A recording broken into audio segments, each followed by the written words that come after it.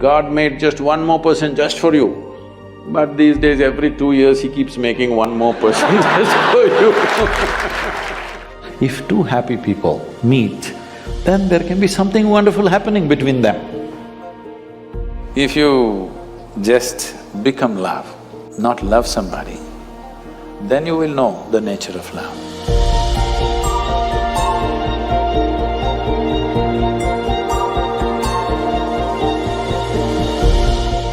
How do you know that the person you are with is the right person for you?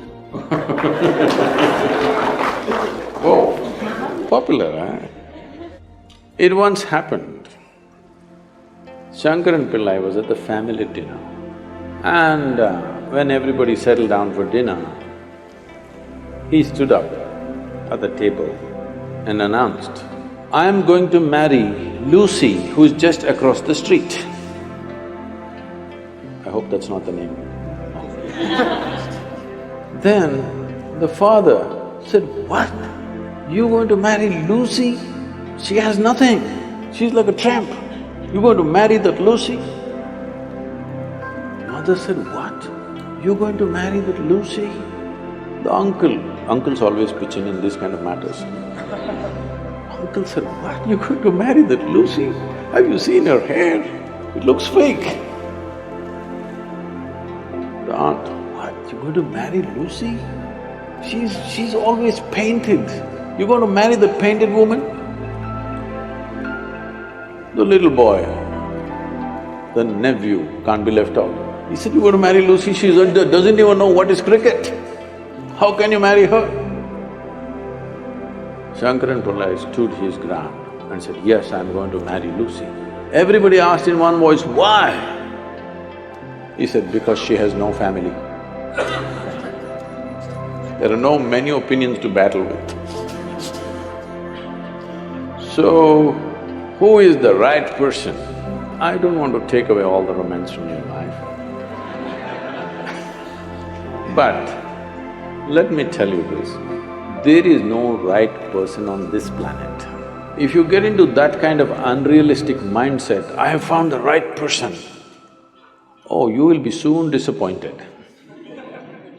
You must understand, there is no right person. First thing is to see whether I am the right person. Yes, am I the right person? And there are no right people on this planet. If you understand, you have your nonsense, they have their nonsense. We can adjust nonsense. Go on. First and foremost thing is, you bring yourself to your place where your experience of life is just pleasant by yourself. You're wonderful. Now, let us see what gets drawn to this one. If you're really wonderful, things will happen in every way, I'm saying. And this whole thing is an American thing, that there is a soulmate somewhere. God made just one more person just for you. But these days, every 2 years, he keeps making one more person just for you. Obviously, God is making too many mistakes with you. See, body needs a mate, understandable. Maybe psychologically also you need a mate, understandable. Emotionally you need a mate. The soul cannot need a mate. So soul doesn't need a mate, nor was some person made perfectly for you, okay? If you invest a deep sense of involvement, something wonderful may happen. It's because of your involvement, not because the other person is fantastic. No, even if you choose a fool, actually it's easy that way. If they're not stupid, why would they come to you first of all? No, I'm just being nasty. So, even if you choose a fool, it doesn't matter. If you involve yourself, it can turn out very beautiful. You chose the smartest person in the universe, it could be a disaster. So, do not think in terms of, whatever this made for each other nonsense. No. You choose the opposite, actually. But after some time, after a little bit of time, you slowly start expecting they're just like you. This is a serious mistake. Because if one more person becomes just like you won't be able to bear with them for 2 days. Nobody is like you, and that's good. Don't look for sameness, not necessary. Because of the difference you tangle, not otherwise.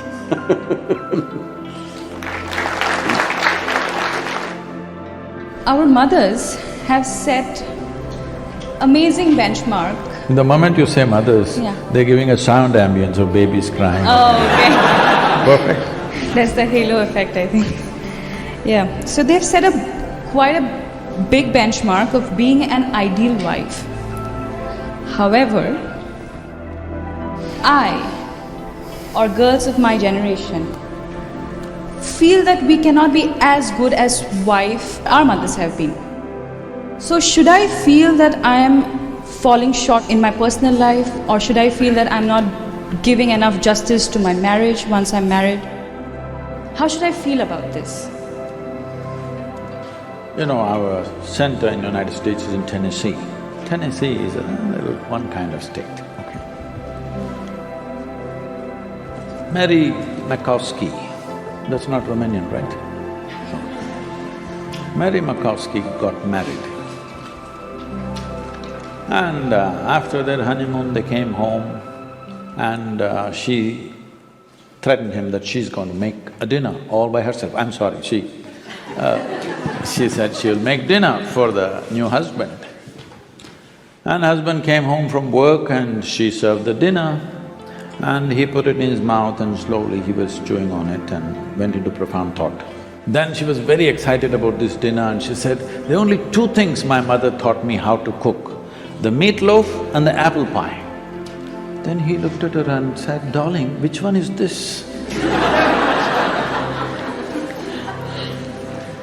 So, your mother, your grandmother, how they made good wives? Largely it was believed the way to a man's heart is through his stomach. Today your husband will call Uber Eats and whatever, Quick Picks and this and that and Swiggies and whatever, all right? So, you can't make a good wife based on how your grandmother became a good wife. You can't become a good wife based on how your mother became a good wife. Situations have changed, expectations have changed. It's not in the stomach anymore. For some, it's gone up into the head, for some, it's gone further south. Yes? So, you don't do that. Essentially, what a husband and wife means is, because you're not geared, most people are not geared, very few people in this world are geared to make this journey in life all by themselves. They're organized enough within themselves totally. They never feel anything missing in their life because they've made themselves like that. But most people need somebody else to lean on. Either emotionally, psychologically, there are needs in a human being, physical needs, psychological needs, emotional needs, maybe social needs, economic needs, variety of needs. To fulfill these needs, you want to find one person that you can depend on. Because it's very difficult even to find one person with whom you can share everything that you have, your body, mind, emotion and works. So this is the idea. Formalizing it is so that every time you get some little friction, you don't fall apart, so little tying up so that things don't fall apart very easily, all right? Nothing else. The biggest mistake humanity made was, they started saying marriages are made in heaven, that's why it's such a mess. What's done here?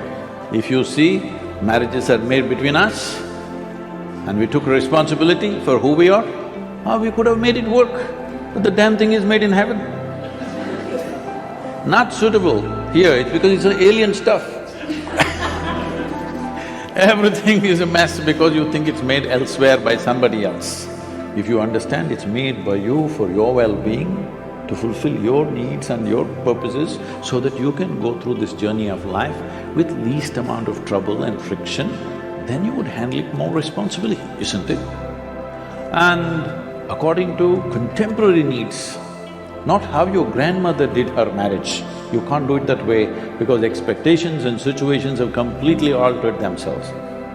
So, if you hold somebody who is your friend and who is your need, you must understand. You are in this relationship because you need. Maybe the other person also needs, but that's from their side.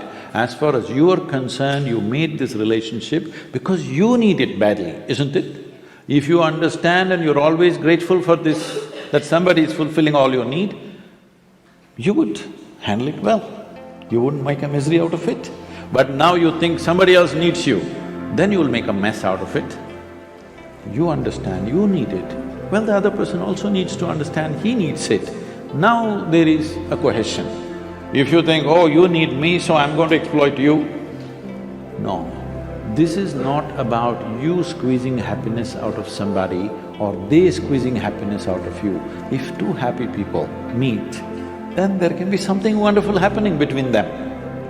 But you are a misery and you think somebody else should be the source of your happiness, well, it'll multiply. In this materialistic age, the real feeling of love is disappearing from our life. Most of the love we receive from others and express to others is superficial. How can we reinforce the real feeling of love in our own life and in others? Forget about others. If you learn to be loving by your own nature, not because of somebody else or something else. I know the question is coming from Facebook, there's an enormous possibility.